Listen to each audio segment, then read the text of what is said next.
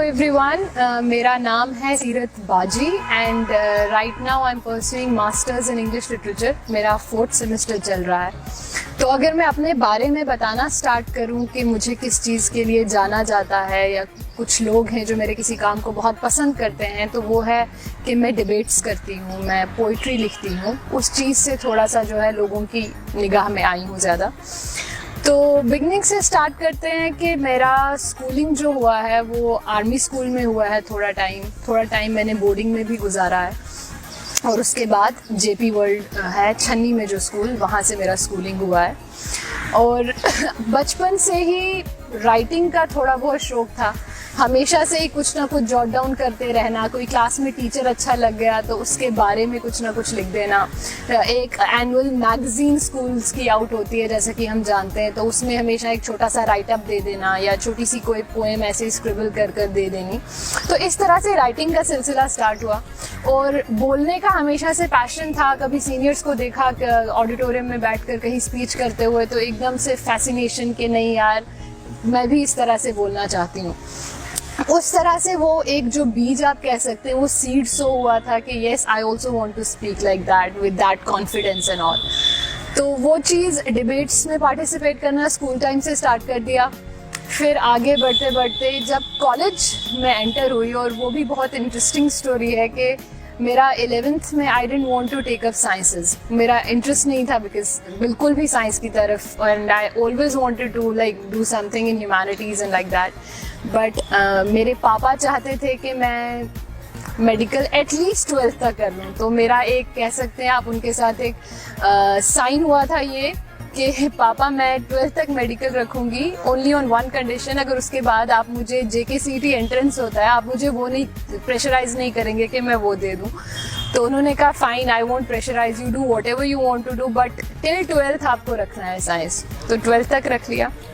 उसके बाद फिर wanted to go in humanities, और इंग्लिश में ज़ाती तौर पर बहुत इंटरेस्ट था, हमेशा से ही था, क्योंकि बचपन से ही जैसा है कि मैं राइटअप लिटरेचर से बहुत मोहब्बत थी। सिर्फ इंग्लिश नहीं, उर्दू रख लें, हिंदी रख लें, तो लिटरेचर के लिए एक एफिनिटी थी मेरे अंदर, एक पैशन था मेरे अंदर। तो इसलिए मैंने इंग्लिश लिटरेचर चुना एंड उसी साल otherwise I would have gone out, but तब मुझे पता चला कि जम्मू में भी इंग्लिश ऑनर्स है, सो I joined it.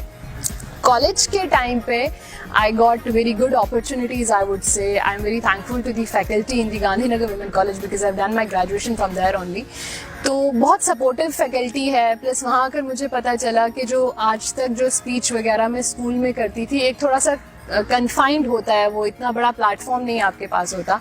But when I started representing my college then I realised कि नहीं, this is something very big. आपके पास बहुत बड़ा प्लेटफॉर्म आपको कॉलेज दे रहा है and you only have to like display your skills.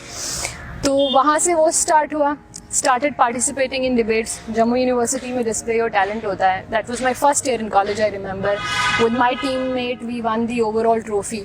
So that was a very big thing for me, and slowly and steadily I like continued to climb that ladder।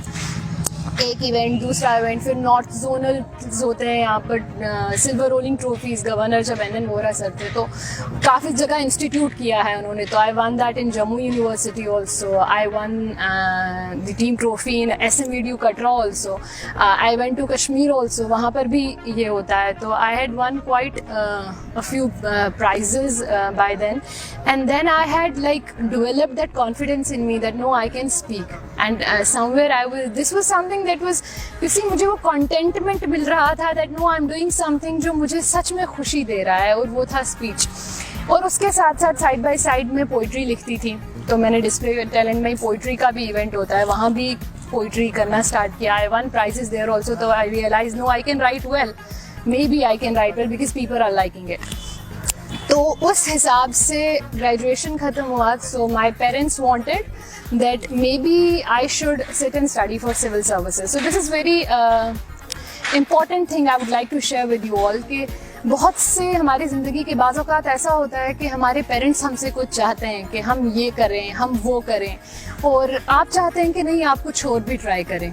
तो ये बड़ा एक, specially when you are out of, firstly जब आप 12th करके निकलते हैं and secondly जब आप कॉलेज से बाहर निकलते हैं, तो यू आर वेरी कन्फ्यूज्ड कि क्या ये मेरे लिए सही है या नहीं है।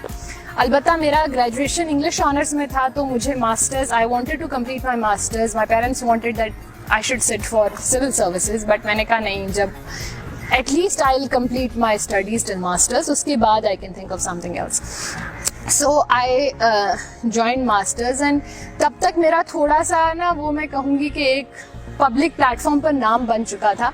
बिकॉज एक इवेंट होता है हमारा नेहरू युवा केंद्र का, जो कि ministry of youth and sports affairs ये जो हैं ये चलाते होते हैं वो event, and that is probably the biggest event of India as far as speaking is concern, क्योंकि it starts from the block level, so the very grass roots level.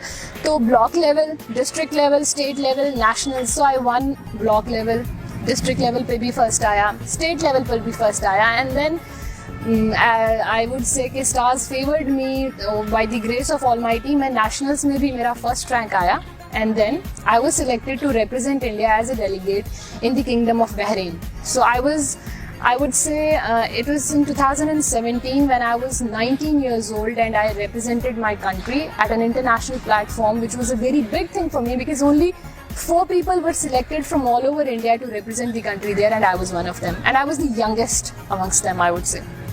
तो मेरा इंटरनेशनल इवेंट एक हो चुका था, मैंने यूनिवर्सिटी ज्वाइन कर लिया, और उसके बाद यहाँ पर भी अपनी जो इंग्लिश लिटरेचर है तो पढ़ाई अपनी जो है वो कंटिन्यू की, और साथ साथ में डिबेट्स कंटिन्यू रहे. जोनल्स जीता, एक और नेशनल्स जीत लिया जिसमें इलोक्यूशन में भी मेरा प्राइज़ आया, प्लस डिबेट में तो गोल्ड मेडल आया नेशनल लेवल पर. और अब उसके लिए again I am selected for representing India at the South Asian universities festival which is going to commence on 23rd of this month only. तो I am going there at the university of Kurukshetra, तो वहाँ पर मेरा representation होगा. I will be representing India. तो इस तरह से ये चीज़ चलता रहा. साइमल्टेनियसली आई थॉट कि I can not leave my studies at the back front. नहीं, मुझे स्टडीज़ को भी करना है, बिकॉज पेरेंट्स चाहते थे कि मैं सिविल्स ज्वाइन कर लूँ और सिविल्स के लिए एटलीस्ट प्रिपरेशन स्टार्ट कर लूँ, बट मैंने चुना कि मेरे को मास्टर्स भी करना है because I wanted to complete my studies. तो मैंने थोड़ा सा पढ़ाई की तरफ भी उस चीज़ को मोमेंटो जो है वो बना कर रखा. It was my second semester when I qualified national eligibility test NET जो एग्ज़ाम होता है, and in my third semester I qualified the JRF as well. तो अभी मेरा मास्टर्स मुकम्मल नहीं हुआ है, नेट JRF अल्हम्दुलिल्लाह हो चुका है, और masters is on the verge of completion I would से, because just 2 months are left, 2 to 3 months are left when I'll be out of the university as a student of master's program. And उसके बाद इंशाल्लाह आगे का I'll definitely get myself enrolled in a research program, and side by side I'll see what the future holds for me. तो जितना भी मैंने अपनी ज़िंदगी से इस वक्त तक सीखा है, अगर मैं अपने साथी लोगों को या फिर जो आजकल यंगस्टर्स हमारे हैं, मैं उनसे अगर कुछ कहना चाहूँगी अपनी, हालांकि अभी तो ज़िंदगी शुरू ही हुई है, अभी आगे बहुत सारे मरहले पार करने, बट उनसे मैं इतना ही कहूँगी कि लाइफ में कभी भी खुद को कन्फाइंड ना रखें, कभी भी इस तरह से ख़ुद को ना बनाएं कि ये आपका दायरा है और आपको इस दायरे में सिमट कर ही सब कुछ अचीव करना है. Because the universe is full of opportunities. आपके पास बहुत सारी अपॉर्चुनिटीज़ हो सकती हैं. There can be so many platforms जहाँ पर आप खुद को साबित कर सकते हैं. तो इस वजह से ख़ुद को कभी भी कन्फाइन ना करें. कोई भी अपॉर्चुनिटी मिलती है, कोई भी प्लेटफॉर्म मिलता है, तो you say give yourself that chance to prove yourself. कभी भी कन्फाइन ना कर दें कि मेरा ये है तो मुझे यही करना है, मैंने अगर ये चीज़ में मैं अच्छा हूँ तो यही. Give yourself chances. हर चीज़ में अपना मुकद्दर आजमाएं, खुद को फोकस्ड ज़रूर रखें, एक करियर गोल आप ज़रूर सेट करें, बट साइड बाय साइड कभी भी खुद को महदूद ना कर दें कि मेरा एरिया यही है, मैं ये नहीं कर सकता, मैं वो नहीं कर सकता. हर चीज़ में आप एक्सेल कर सकते हैं, because that's how the human being is created. I would say अशरफुल मखलूक कहा जाता है, बेस्ट क्रिएशन ऑफ ऑलमाइटी कहा जाता है, because we are that and we can prove our worth in almost all the fields. तो अपने से मैंने यही सीखा है कि ज़िंदगी में कभी भी महदूद ना करें, कन्फाइन ना करें, ख़ुद के वर्थ को हमेशा प्रूव करने की कोशिश करें, and eventually you will get where you actually want to go.